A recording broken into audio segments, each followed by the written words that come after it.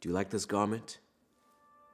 It once belonged to my late father, whose grave rests in a place I like to call home. One of the few things he left behind is unconscious hand-me-down sewn by worn-out hands composing this African song. Each thread sings a skillful man's fight for a living.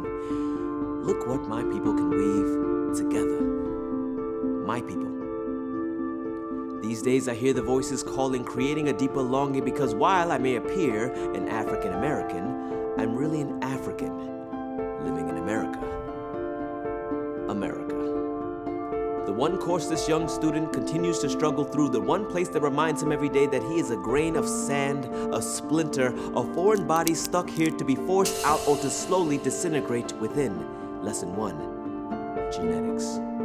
When we arrived to the States, my father every night would make me and my sister chug a tall glass of milk, often spoiled. And like many Western societal standards, I had to force it down my own throat while my own father sits idly by watching, not considering how many Africans lack the ability to digest something that comes from another creature. But hey, I'm drinking milk, and when I grow up, I'm gonna have serious anxiety issues around everything that's dairy related. Lesson 2, what I call foreign studies, because I had to learn how foreign I was. See, the first name, Michael, no problem. But the last name, like our current pandemic, a unique virus that travels some 7,000 miles to give the average American a speech impediment. But why is it that they had the disorder, yet I had the depression? Or perhaps because Bach, Vivaldi, and Tchaikovsky were more nobler names to pronounce than Ola Semeka. This is before our current wave of what we know as Black Pride. Before y'all were claiming your birthright from Wakanda, me and my kind were known as the token African booty scratchers, the National Geographic specials. You know, the ones who lived in huts, swung from vines, had lions as pets? Knowing how to resolve all conflicts with that? I slowly learned I was not being pleasing to both sides, never fully African, but never fully American. So whether in confusion or concern, everyone's wondering why I don't go, Kilo Shelle, how are you, my brother, my sister, now, wow? Often I wonder, why is it I don't speak to you like this on regular occasion? The truth is, assimilating to your culture, I learned what you Americans call code switching. I learned I was black and not brown. I learned bigger words like segregation and gentrified, where at home it was easy for me to blend in. Here it's easy for me to be identified. I had to learn through inquiries and stares of why am I here when my father's socioeconomic status meant in your little affluent neighborhood you see a little black boy minding his business but still being escorted back home by security because they thought he was an intruder. You know what just couldn't get past me? How my family can enter a higher tax bracket, yet I'm still considered a lower class being?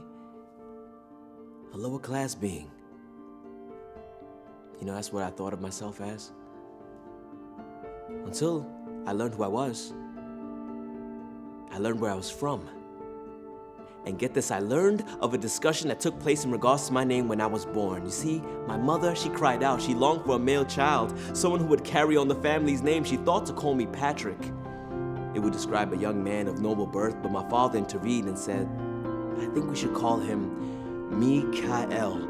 To show the Spirit of God would raise up someone like himself. His origin would never be earthly. It would always be heavenly. My grandmother said, this boy has been born overseas. He's been born abroad, so we should call him Bamidele to show when he is grown, he will hear the call to return to his home. My auntie said, this boy is Igbo blood, so he's Hebrew blood. So again, put God back in his name and call him Chukwuemeka to show today the God of creation has done something great. So when I wear my father's garment, it's not for fashion's sake, it's not because of someone's lost clothes, it's because I can still hear this African song. Each thread sings a skillful man's fight. For a living my people fight, for a living my people's life, embedded in every fiber of my being, composing my history, composing my name, calling me Bamidele, so someday I have to go home. And I will want my grave next to my father. And God willing, if I have a child, I would want them to share this story as I pass on to them what my father passed on to me. I just hope they would say, do you like this garment? It once belonged to my late father, whose grave rests in a place I like to call home.